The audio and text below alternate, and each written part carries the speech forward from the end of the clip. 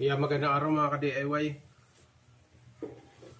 Ayan, mayroon pala akong asimbuling dito.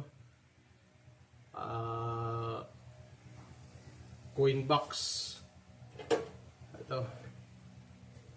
Coin box gagamitin ko sa Pisonit. Ayan, mayroon kasi akong idadagdag pang 2 unit na may CPU pa akong extra dito. 2. Kaya magbubuo muna ako. Kung dati yung mga nauna ko yung ginamit ko lang yun, DIY box lang yun. Bali lang yun yung plyboard yung gamit ko. Ngayon ito susubok ako gumamit nitong Allen coin box. Ito.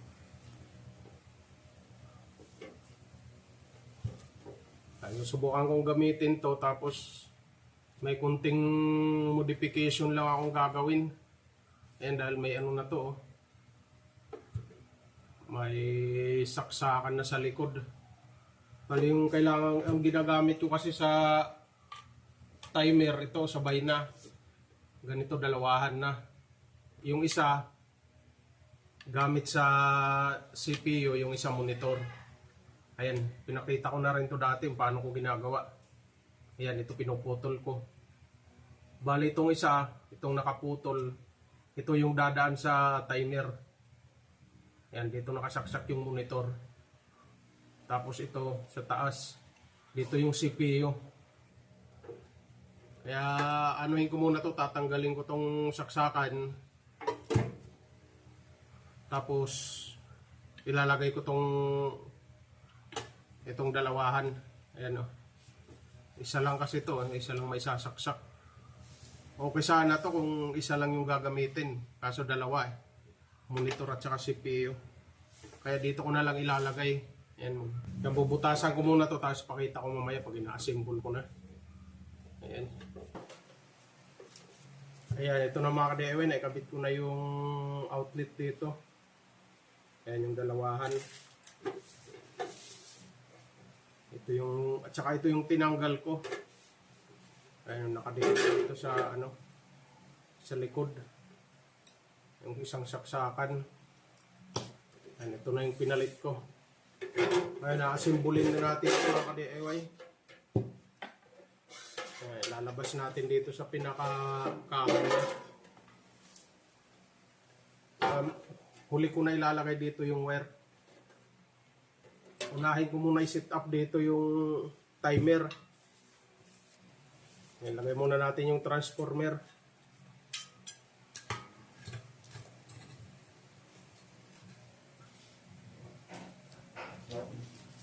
Tapos susunod natin yung board ng timer. Baliin lang natin ito mga ka-DIY yan. Pinuputol lang yan. Ayan, magkasama pa kasi yan.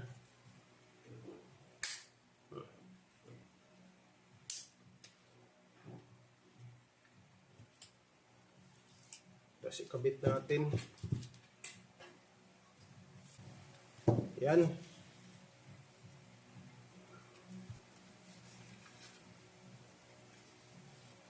Yan na yung display na nailagay na. Yung power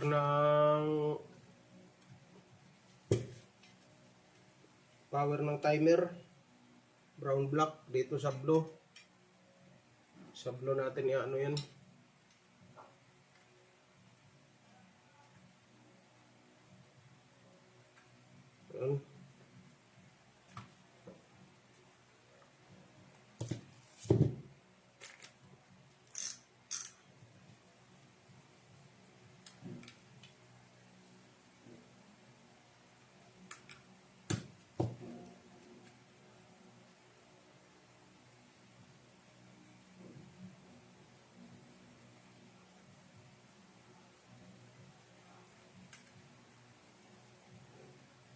Yan, di na ako magpapakita ng diagram dito mga ka-DIY kasi sa ibang video ko mayroon ako mga diagram na pinakita.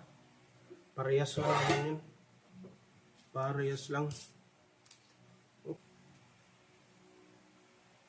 itong power natin, yung sa power supply, isa lang yung idadaan natin sa, ayan, isa lang yung idadaan natin sa switch. Ilalagay na, may switch na pala itong kasama yan, oh. Ito. Tapos may terminal yan, 3.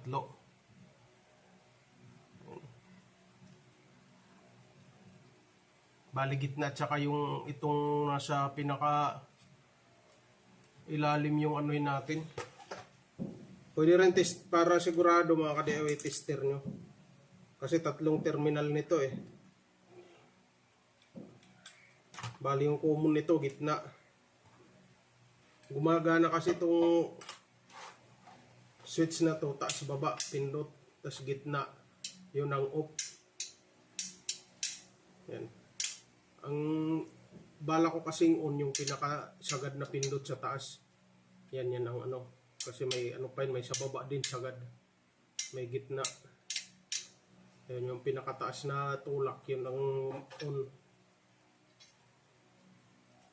Pero pwede rin gamitin yung baba, pinakababa. Basta yung gitna yun ang common. Gitna yun ang common galing sa ano yun, ito yung power cord natin.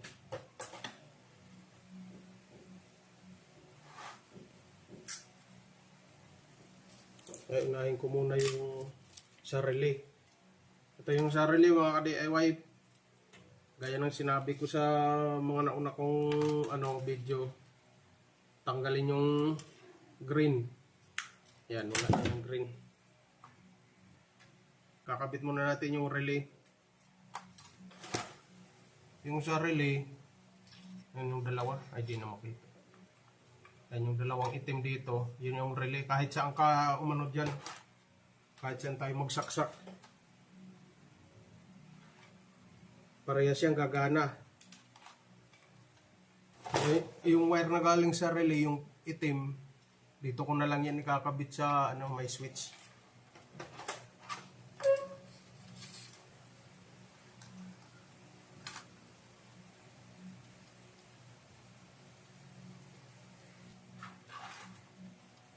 Medyo makalat pa, oh. Mamaya natin ayusin yung wire. Tapos yung timer. Ito. Yung timer, yung coin slot.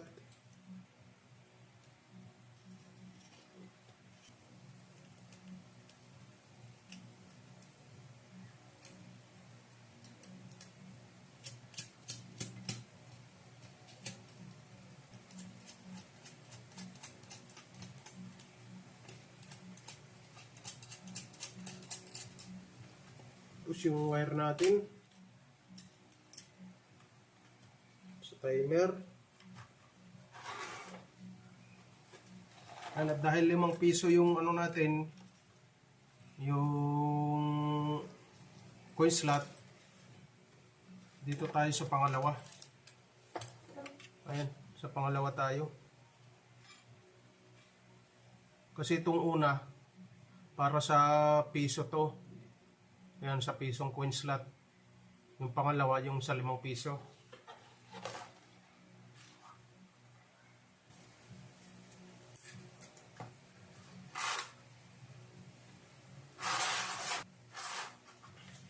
Ayan, oh, mga DIY.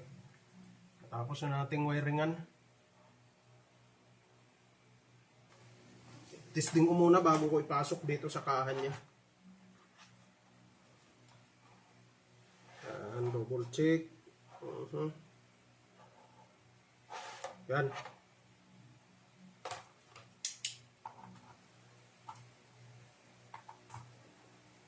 Switch on tayo.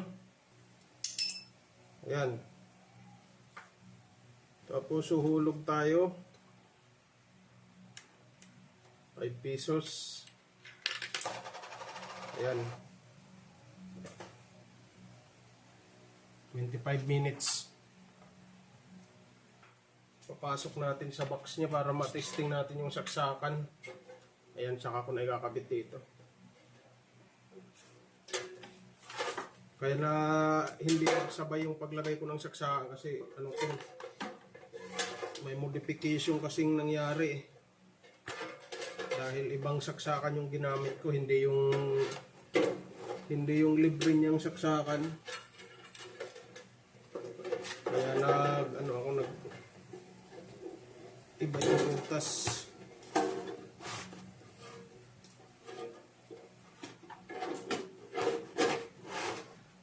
Saka ko i-wiring dito. Ito yung galing sa relay, oh. Yung kulay brown, di ba kanina brown at saka black. Ito yun yung kasamang brown. Yan yung brown galing sa relay to. Relay ng timer. Dito natin ilalagay sa may putol na saksakan.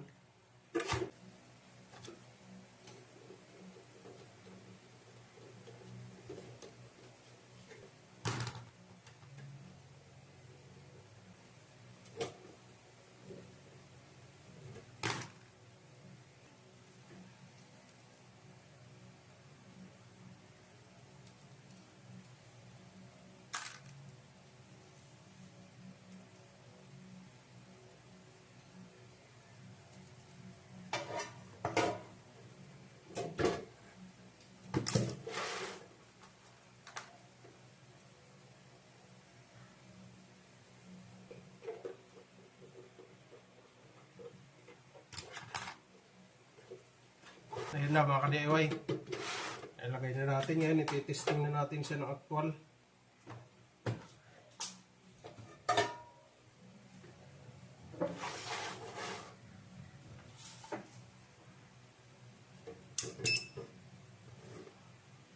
Ayan. Tapos tester natin yung likod.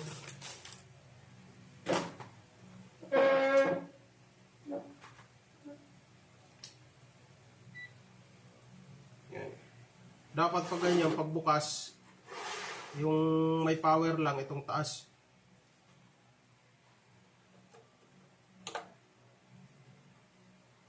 Ayan, mayroon na yung taas. 228. Yung baba, wala pa yan. Mag-reading man to, mababa lang yan, 42 lang. Nawawala-wala pang kasi may line 1 na kasi yan eh. Ayan. Pero pag hinulugan natin saka mag-220 yan yung baba. Ang hulugan ko ah. Ayan. Ayan. Testeran natin yung baba.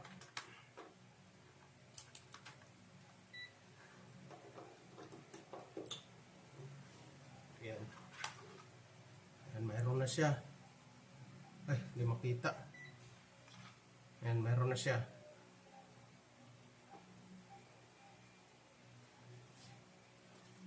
To 28 na. Ayan, to 28, to 29. Ayan, to 29, ganyan lang. Ayan, okay na yan mga ka-DIY. Tapos titesting ko sa testing natin sa